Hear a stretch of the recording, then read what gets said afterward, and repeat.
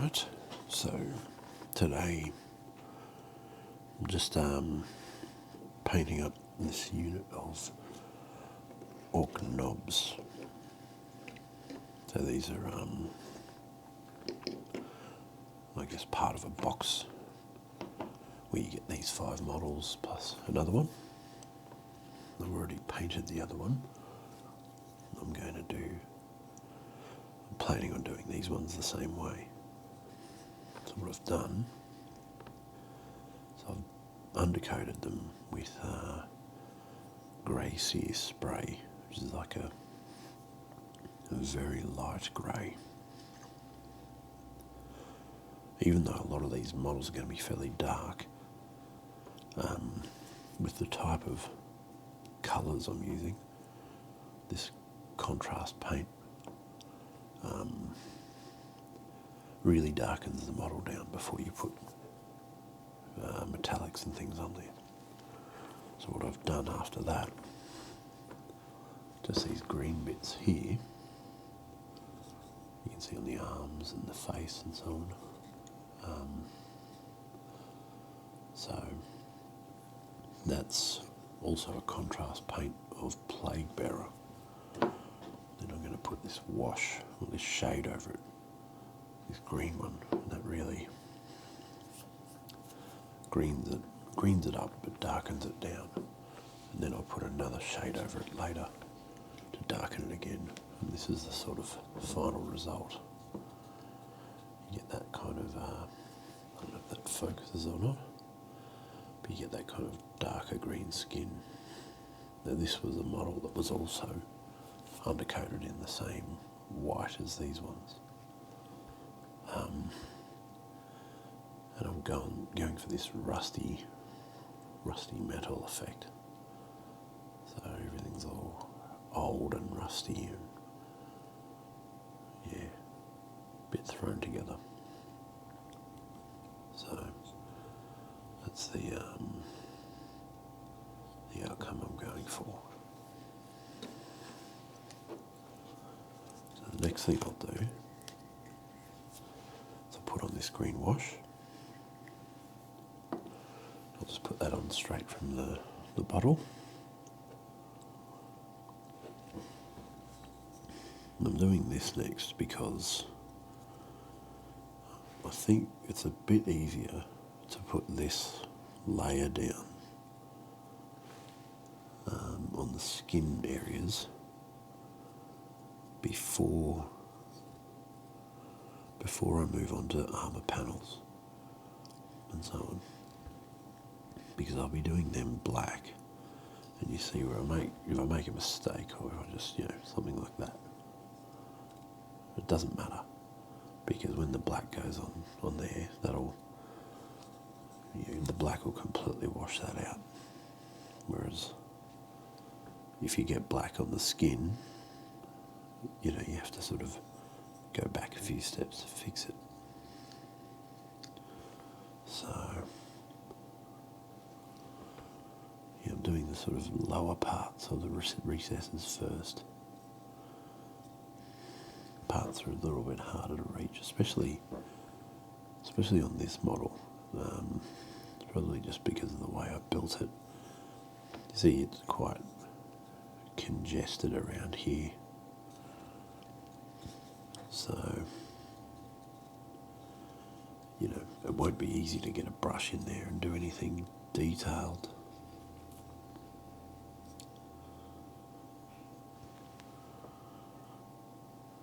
Without touching things that are sort of in the way. So I'll just avoid it altogether and do this first. Does mean when I'm doing the other parts I need to be careful not to paint on these skin bits, but I think that'll be easier to control than getting into those little, you can see here, I don't know if that shows up well, but right in there's a tight little spot.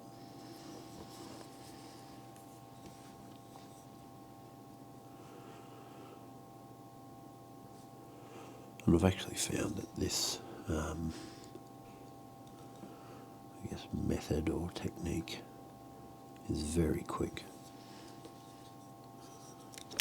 which I like. I'm not really looking for award-winning work, but I do like to have them look quite nice.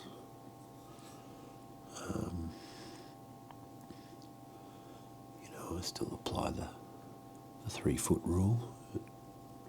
If it looks good at 3 feet, that's fine. But I think over time, you sort of get a little bit better at how you do these things with a bit of practice, trying techniques and how different colours and types of paint go together. And you end up with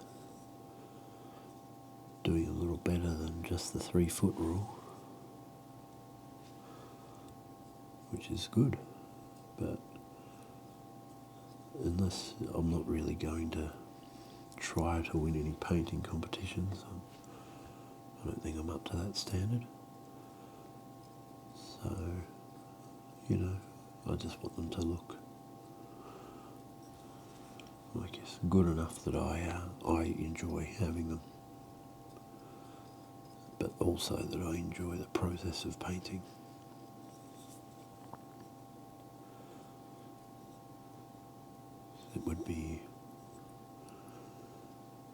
It'd be one thing to, I guess, spend a lot of time making sure they look really good.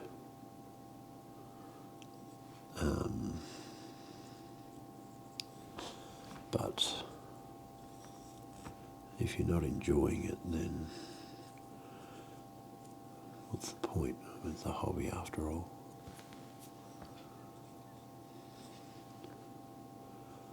I guess some people do commission work and things, and you don't necessarily expect to enjoy anything work related, so you turn your hobby into work. I guess that could be something, but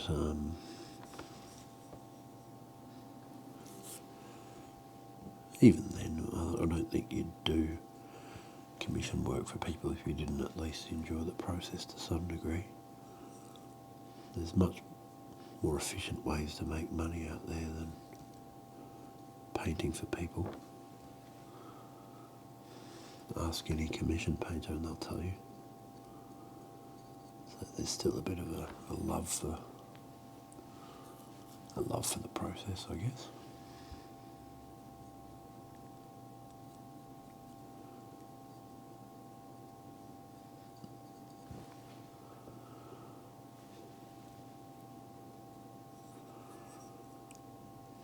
It's a bit of a wet day outside today, being in the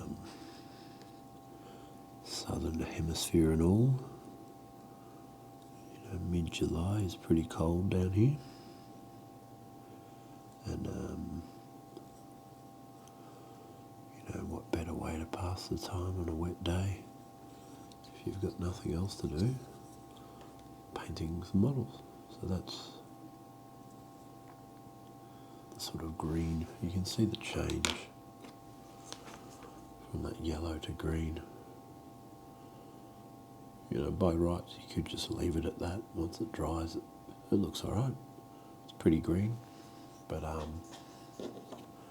once it dries, it's pretty bright. I just want to darken it down a little bit.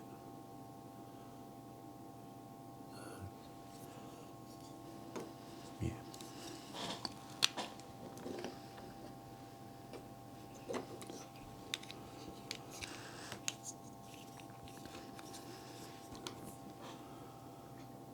I picked up one of these little holders, a model holder. I don't know what they're actually called, but I picked one up some time ago And initially I thought it was a bit of a gimmick. Why do you need something to hold a model for you? But after using it for a while now, it is nicer than sort of holding strange parts of the model. Especially spiky models, to get the right angle and things, you can be sort of holding some uncomfortable angles for some time. Not to mention, you're putting sort of fingerprints on your models. I mean, not that that's the worst thing, but while you're painting, sometimes you end up touching some wet paint or something and having to go back and fix something. This really helps. I was thinking about this the other day, that I also picked up a magnifying sort of headset. This thing. So this is about maximum dork factor. Wearing this thing while you're painting. It's even got a little light. But I've found it's helped me an awful lot. Prior to that, I was using a magnifying lamp, and that was a step above, again, what I was doing before, which is just eyeballing it. And as over time you get older and your vision goes a little. You start with glasses and so on. And you find ways of tackling these issues. And I found, the magnifying lamp was, well, the magnifying glasses in particular is very good for getting in and checking good detail, stuff you otherwise might have missed. And what I was thinking was, I guess your painting skill over time changes in increments. Like practice and everything really helps. But I found, I'll come up with some unscientific sort of assessments, but say like the magnifying lamp improved my painting skill by 10%. And the glasses, the magnifying headset, did by another 5% on top of that.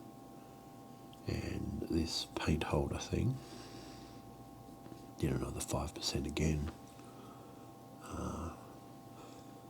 Learning different types of brushes to use on different things, or good ways to thin your paints, or that you should be thinning your paints at all.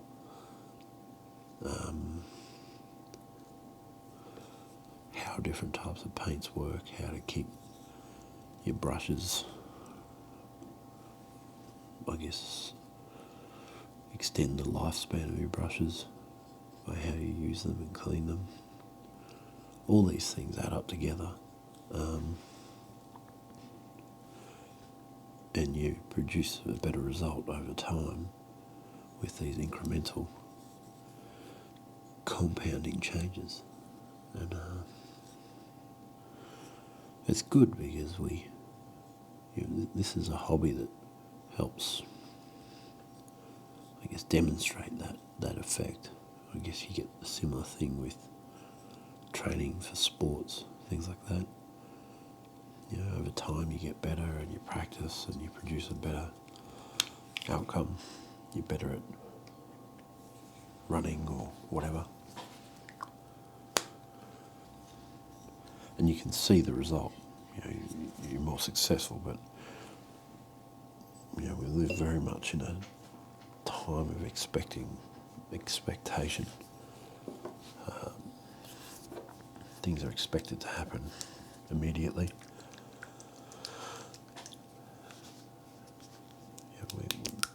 We've got access to as many things as we want quite often, the push of a button. So that sense of, I guess, working at something and improving over time can be lost. For a lot of things. And that's where, a hobby can step in. Where you get to improve over time and skill with a bit of patience, but you can see the results. If you keep your old models, you can see how you used to paint and how you paint now. It can be a nice little walk down memory lane and looking with a real life example of how you can get better at something. That applies to anything, really.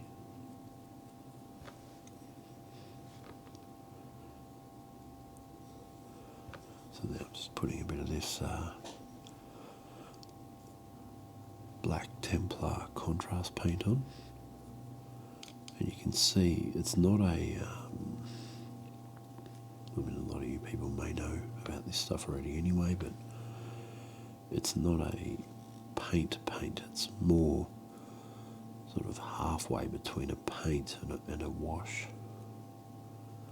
So it gets very strong, I guess, colour laydown, if that's the terminology. But also sort of sinks into recesses and accentuates highlights.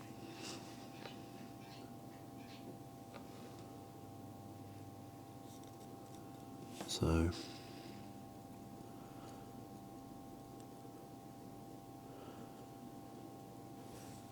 rather than painting on straight black, which could serve a similar purpose, you sort of doing two steps, and it helps to guide for later pieces of painting, where you should be shading something and highlighting something else, but also you can apply it with a brush like this. This is not a detail brush by any sense. This is a shade brush, so it's layered on thick. You can still sort of be careful about where you apply it and get some degree of detail. But there's no point on this thing. I don't know if you can see that, but it's there for covering surfaces.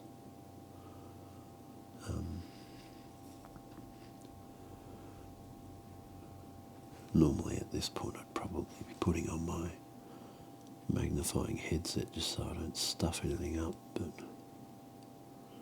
it's okay. I'm only painting these for something different.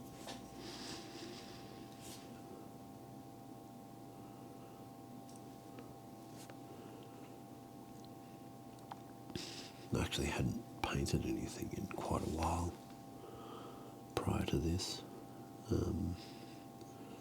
A couple of other models I've done, but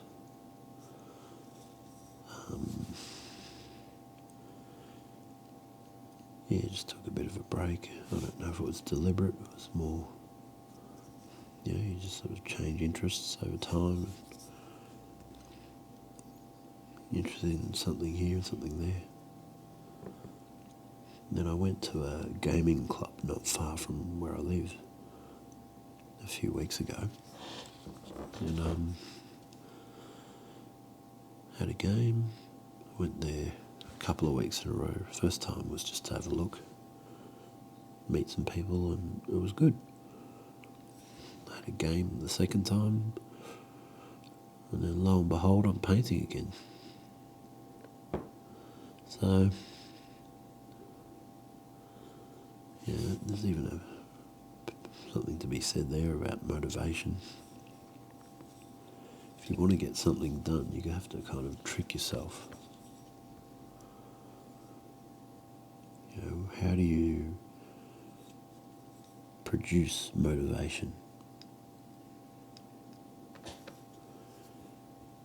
You know, if you can watch your behaviour and trick yourself with patterns of behaviour. So I've known that I've been most productive at painting and so on, getting these things done when I'm playing the game regularly. So if there's models I want to get painted but can't be motivated, a good way to trick myself into getting it done is to play a game. And then, lo and behold, I'm painting again.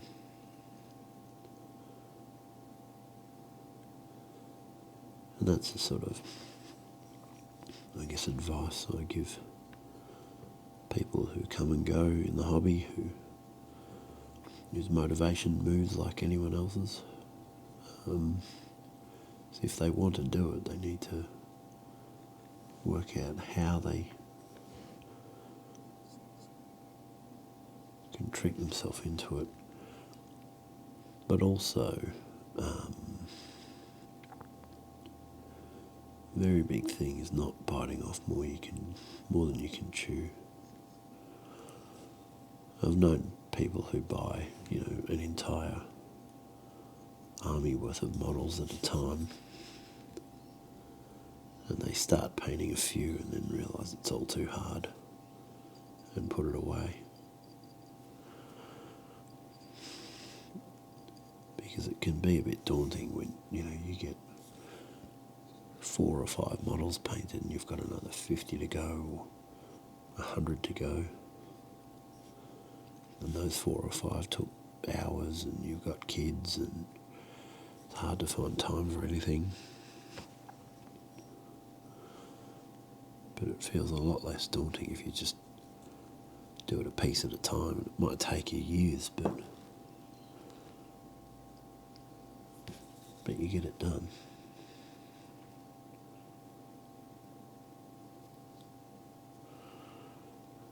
I'm not really going to be able to paint a lot of this model. I've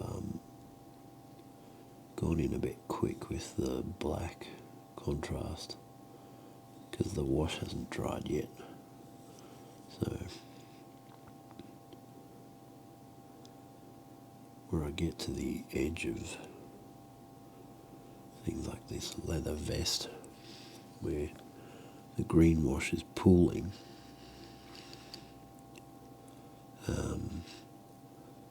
I paint up to the edge and then I can see it's blending with the wash. It's going to end up with a bit of a strange mixture going on there.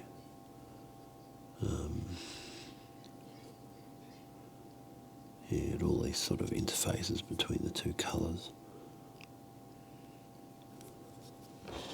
So I might have to let it dry and pick up a bit later. Which is fine. I'll go,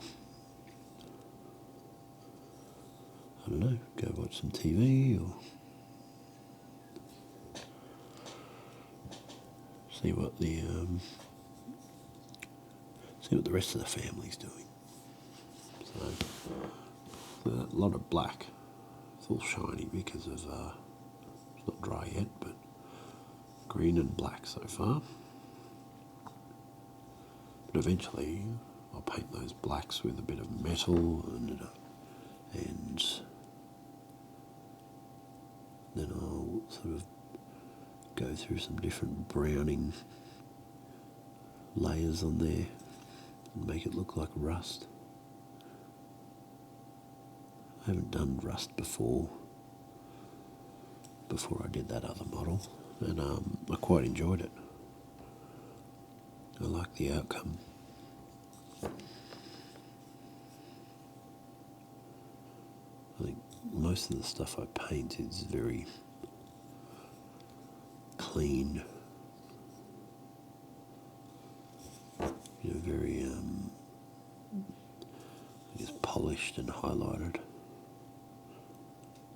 That's good to do something a bit sort of grungy or dingy.